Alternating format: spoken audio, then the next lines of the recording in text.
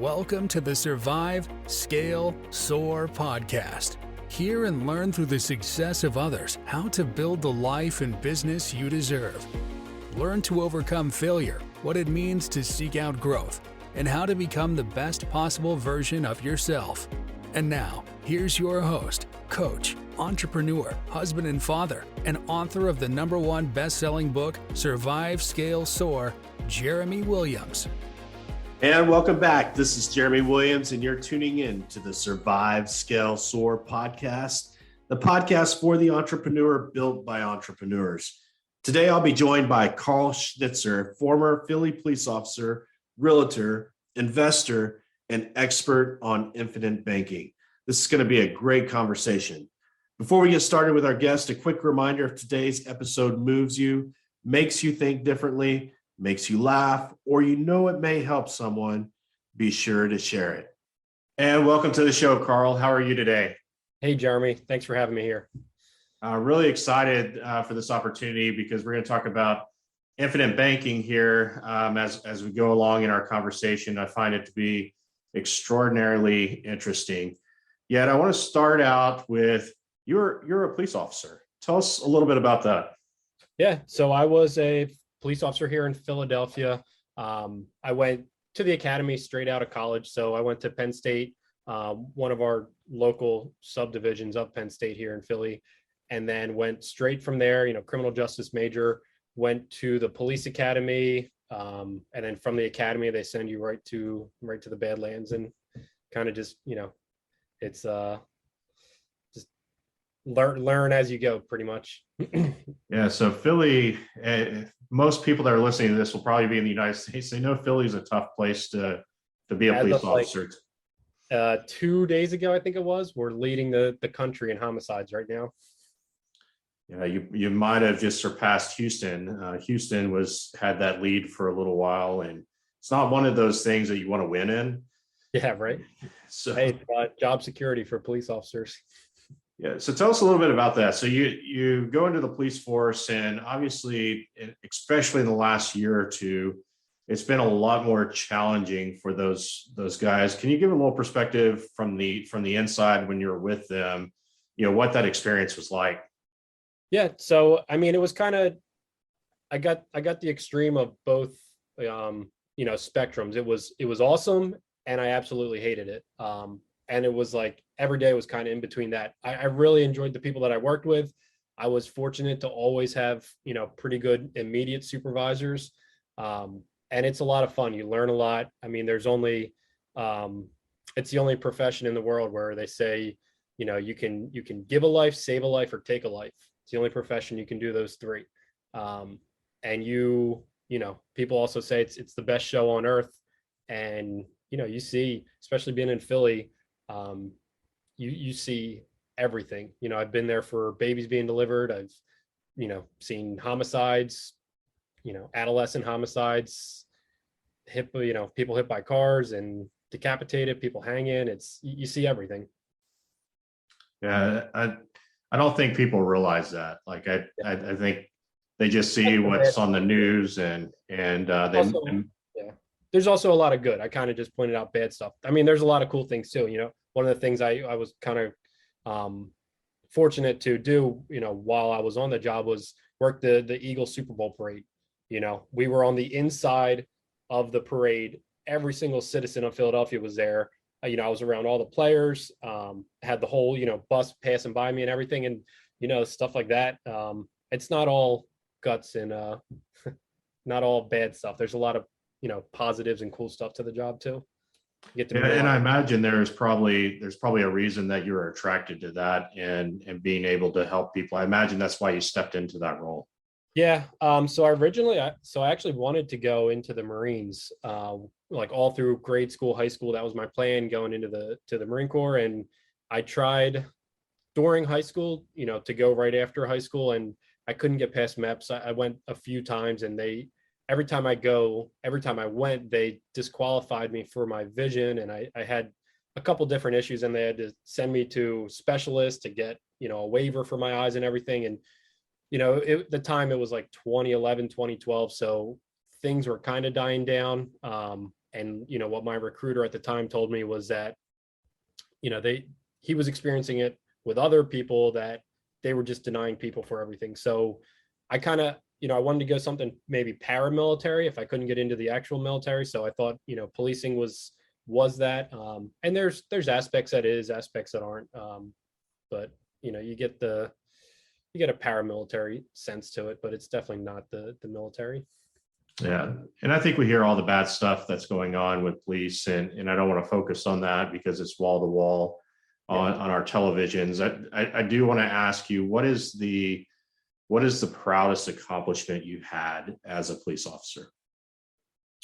Proudest? So I only was on the job for 4 years. So, you know, within the 4 years, I did see a lot. I did get one like accommodation for a job that I had. And, you know, I can tell the story real quick. So my partner and I of the night, really, really good cop, still on the job. He and I stopped a car, just a car stop. You know, we smelled PCP immediately, which if you've never smelled PCP before, it's a very, you know exactly what it is when you smell it. It's there's nothing really like it. So we pulled them out. We're searching them. None of their, you know, they don't have licenses. They're stumbling on their names, date of birth, everything. So as we're patting the one guy down, my partner feels a gun in his waistband. So once he felt the gun in his waistband, you know, the struggle was kind of on from there. My partner had his hand on the gun. The guy had his hand on the gun, or on my partner's hand, and we're fighting with this guy trying to get control of the gun. He ends up slipping away and running. So I started chasing him and then tackled him. And at that point too, like, he still had the gun in his front waistband, and I'm on top of him on my back, on his back.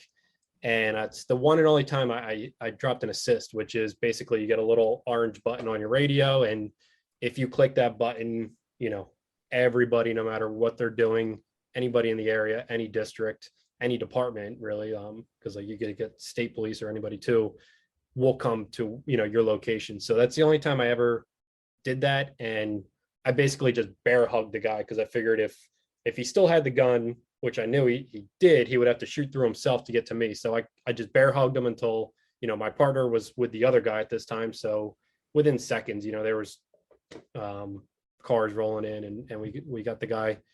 So we actually locked him up. And then one of the reasons I left the department was because our great district attorney decided to let him go. And then the federal prosecutors actually picked the case up. So, but that's one of the main reasons I left, is because there's no support from the top, and the district attorney office that we have here in Philly is not our friend at all, for many reasons. And every cop's facing that, you know, every arrest that you have is being scrutinized, and you know, all kinds of stuff I could go on with about that. But that was a good accomplishment. I got an award for that one. And then, you know, just the academy is a fun day.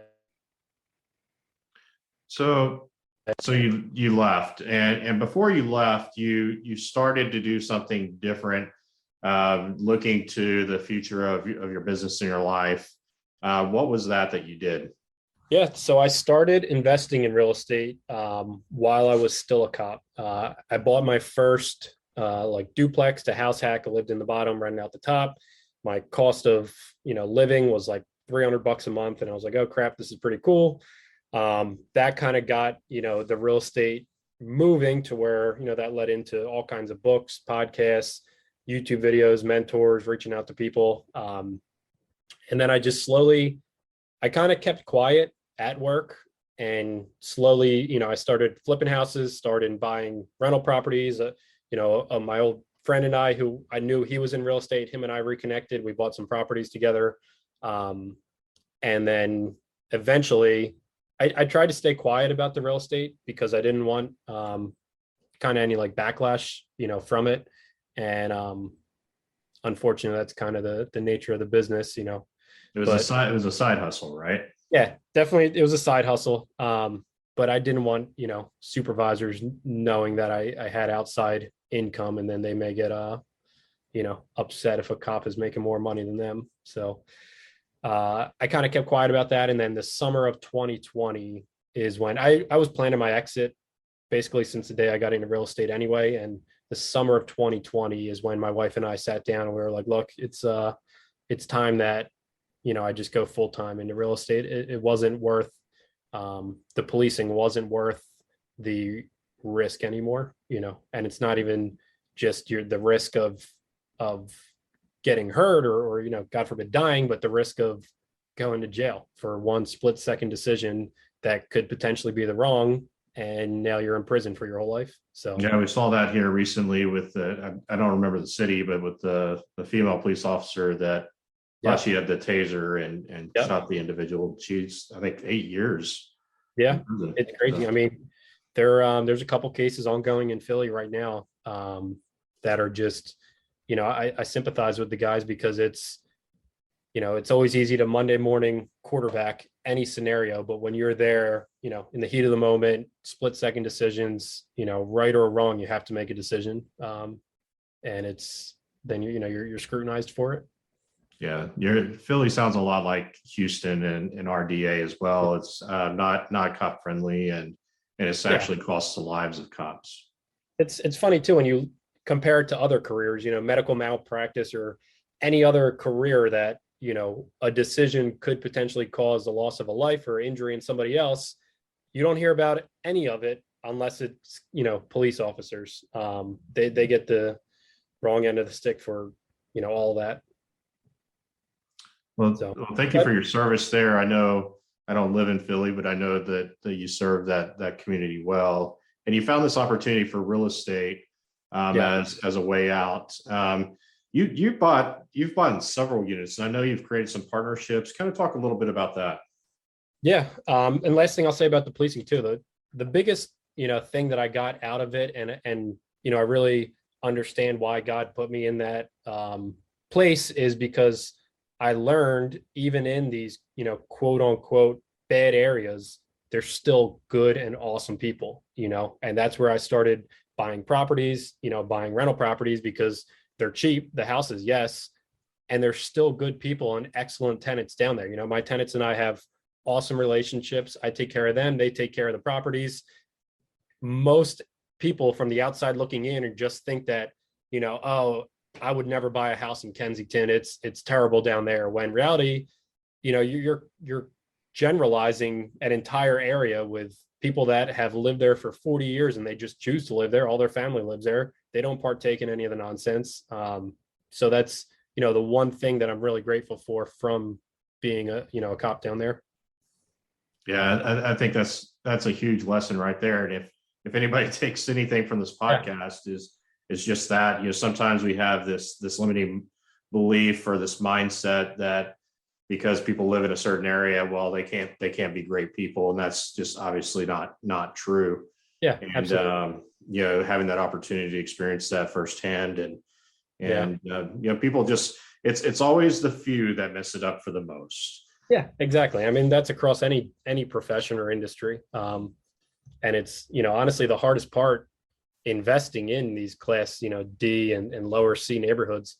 It's not even the people, like tenants being people. It's, I've had issues with banks where the second you say a zip code or a property value, a property might only be worth $50,000, $60,000. They want nothing to do with it. And just because they're generalizing, the area with, crime stats or whatever it is. Yeah.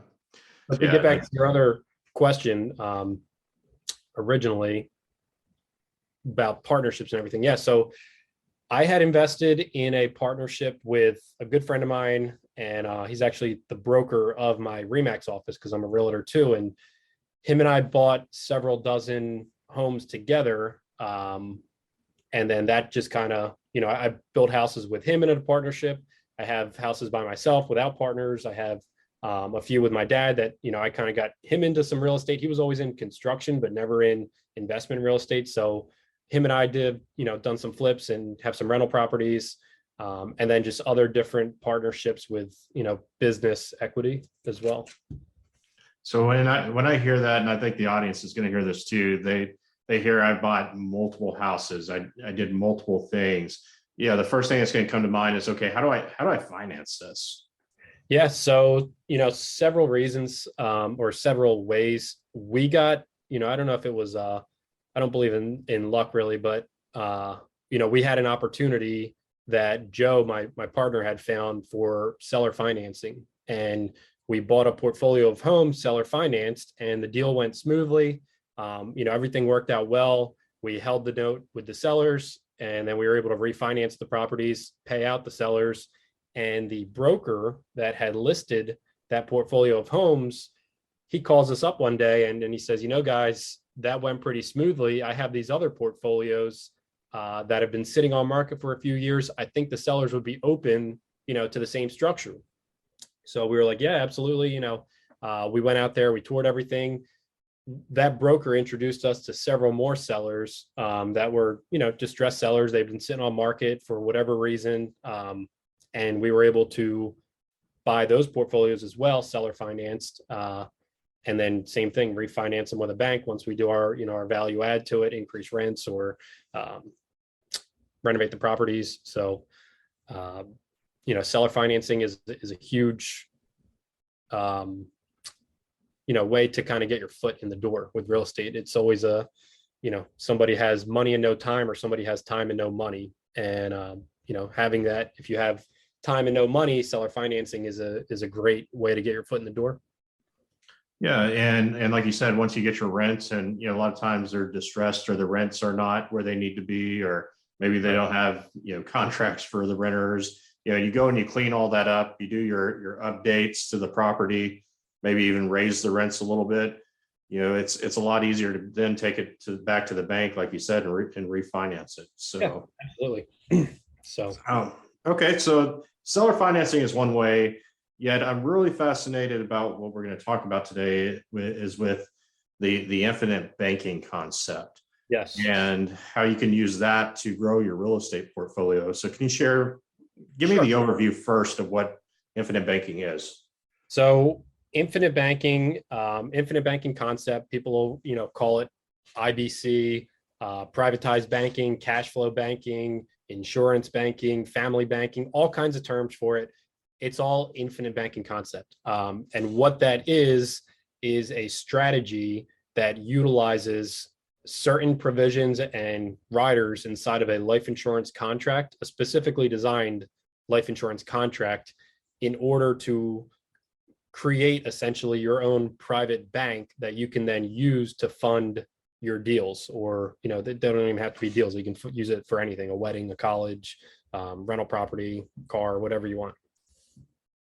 Okay, that's pretty cool. Like you can basically write your own money almost, right? Yeah, so you have to contribute money to the account, over a lifetime. Ideally, with the infinite banking concept, you're planning for future generations and building generational wealth. So infinite banking itself, the strategy has been around for 200 some years. All the famous families you hear about, all the family offices, Rockefellers, Rothschilds, JP Morgans, Walt Disney has been pretty public about IBC. They've been using this strategy for hundreds of years. There was a guy in the 80s named Nelson Nash, and he coined the term infinite banking and really kind of just exposed, what was going on with that these ultra rich families were doing. And then he kind of brought it down to the blue collar and white collar, people, on how to implement the strategy yourself. To eventually, the goal of it is to eventually move away from commercial banks, where you have a family bank. That's what you use. Your grandkids, can all access the family money. So I'm thinking about renting or going and investing in real estate, mm-hmm. and doing some long-term rentals with that. And I come to you and I say, Karl, here's my plan. And you introduce me to infinite banking. Like what's the first step, or what does that look like? Yeah. So first step is just a strategy call. And what I would do on that first call, and, for any of your listeners listening, I work at a firm, just 1099, work. It's called Producers Wealth. So you can go on the website, Producers Wealth, fill out a form if you wanted. And the first step is kind of like a strategy call. where we'll do, high level overview, kind of see where you're at with your education, knowledge, experience in infinite banking, what your goals are, your current situation. From there, we may recommend, some podcast, books, YouTube, or anything, just to kind of help you understand the strategy. And then during that time, we would design a policy based on your, situation of how much you want to contribute, age, health, everything like that. Do another call where we'll actually go over the policy, show you what this policy looks like, how you're going to use it and implement it into your overall strategy. So we work with a lot of real estate investors, a lot of business owners that use this strategy. I mean, it's one of the things I like about it too. And I've been a practitioner of it myself prior to even being licensed to sell and coach it. And I've used my policy personally to flip houses, to buy rental properties, whatever, buy a car, anything you want. And the owner of my firm, he reached out to me one day and he said, hey, I really want to, he used to be a one-man show. And he said, hey, I want to build a team out. Would you be interested in getting licensed in insurance and, working at Producers Wealth? It's like, yeah, absolutely. I've become super, super passionate about infinite banking once I've seen kind of firsthand, the power of it. And especially just, looking at the things I've done now, at 28 years old, that is going to, completely change the legacy of the Schnitzer family.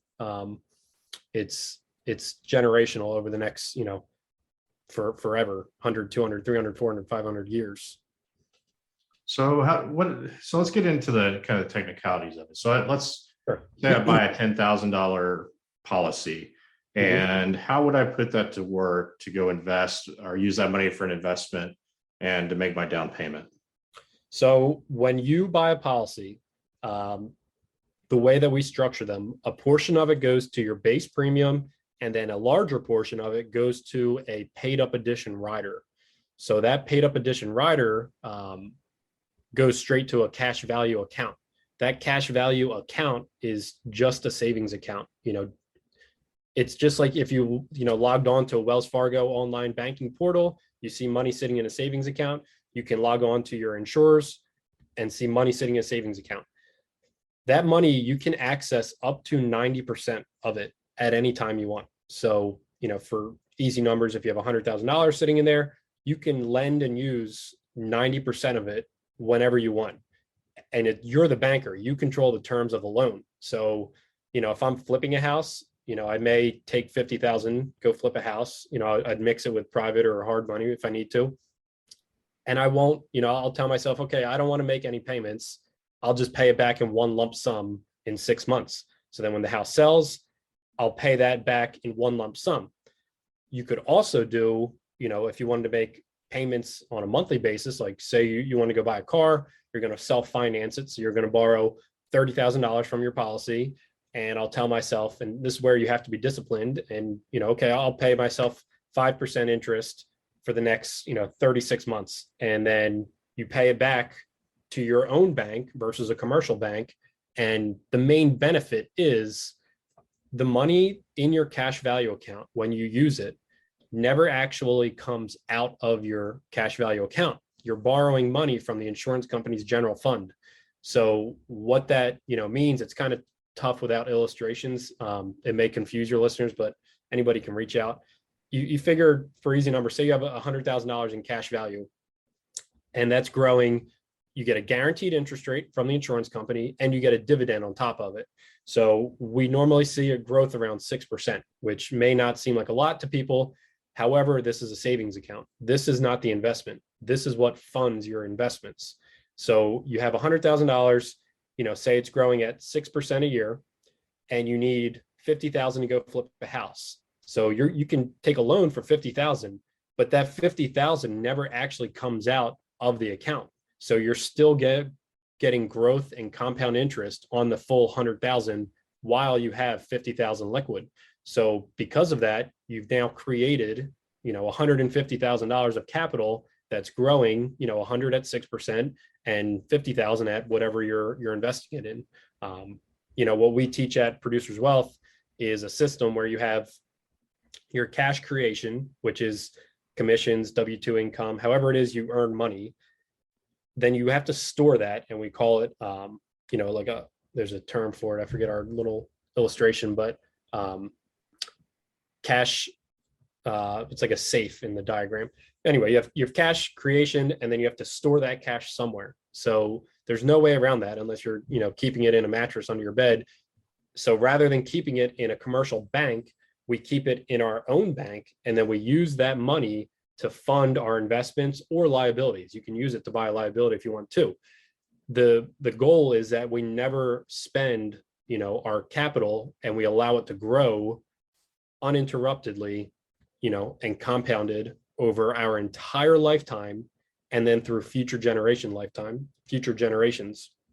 So the way that we accomplish that is through a series of different trusts and everything where, it is life insurance. So you do get a death benefit, and that death benefit is paid out tax-free to a beneficiary.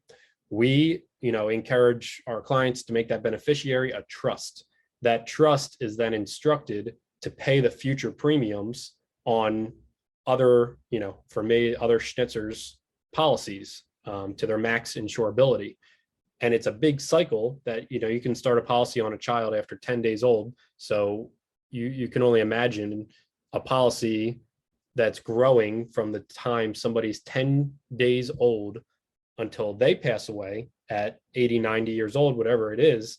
It just grew for 90 years, uninterrupted compound interest, which then that policy is getting passed on to the next, generation, all within this family banking trust. That's very interesting. And yeah, the accumulation of wealth, I could see that happening for, your lifespan compared to your child's lifespan.